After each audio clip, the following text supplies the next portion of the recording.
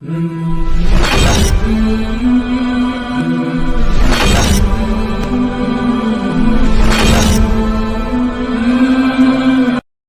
زین العابدین آئے، جیسے حجر اسود کے پاس وہ پہنچے تو لوگوں نے ایک دم اپنے قدم روک لیے، ان کو راستہ دے دیا، اور زین العابدین بڑے چین سے حجر اسود کے پاس پہنچے اور استلام کیا اور وہاں سے روانہ ہو گئے۔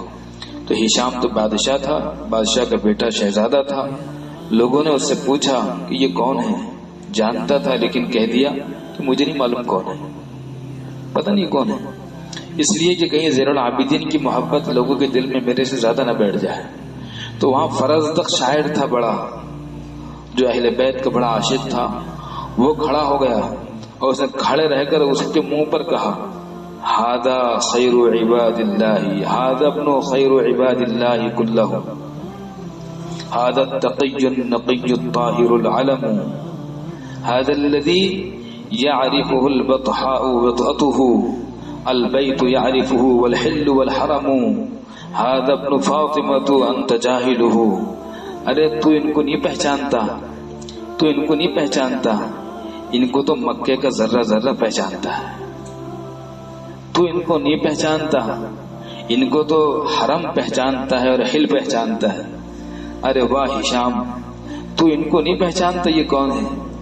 ارے ہشام، یہ تو وہ ہیں کہ جب حجر اسود کے پاس تو پہنچتا ہے تو بھیڑ تجھے آنے نہیں دیتی، اور جب یہ حجر اسود کے پاس پہنچتے ہیں تو حجر اسود کی حالت یہ ہو جاتی ہے کہ وہ چاہتا ہے کہ ان کو پکڑنے کے لیے میں خود باہر آ جاؤں۔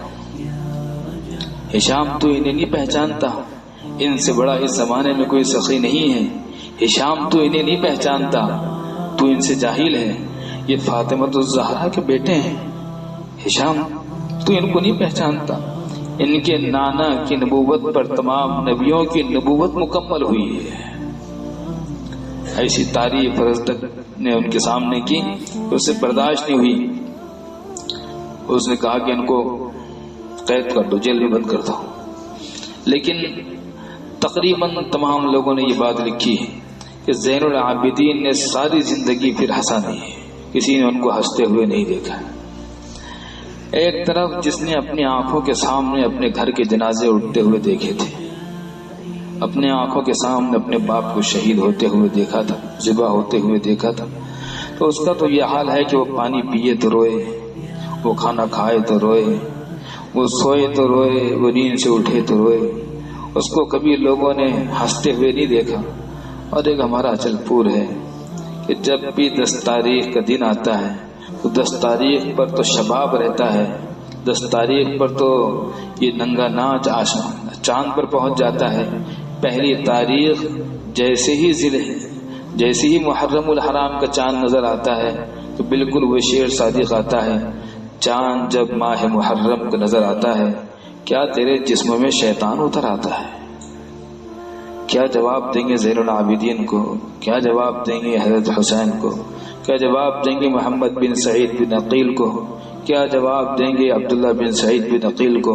عبداللہ بن عقیل، عبد الرحمن بن عقیل، جعفر بن عقیل، عبداللہ، محمد بن عبداللہ بن جعفر، عون بن عبداللہ بن جعفر، عباس بن علی، عبداللہ بن علی، عثمان بن علی، ابو بکر بن علی، محمد بن علی کو، قاسم بن حسن، علی بن حسن، محمد بن الحسن، علی بن حسین، عبداللہ بن حسین کو کیا جواب دیں گے؟ مجھے انتظار ہے کہ اچل پور بھی قیامت میں رہے گا اور ہم لوگ بھی قیامت میں رہیں گے، ہمیں انتظار ہے کہ اچل پور وہاں ان کو جواب کیا دے گا۔ اگر یہ خوشی ہے تو پھر ناچا کیوں جاتا ہے، اور اگر یہ غم ہے تو ڈھول بجائے کیوں جاتے ہیں؟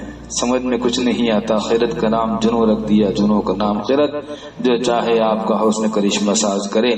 اللہ ہم تمام کو ایسی نحوستوں سے اپنے فضل سے توفیق بچنے کی عطا فرمائے۔ وآخر دعوانا الحمدللہ رب العالمین۔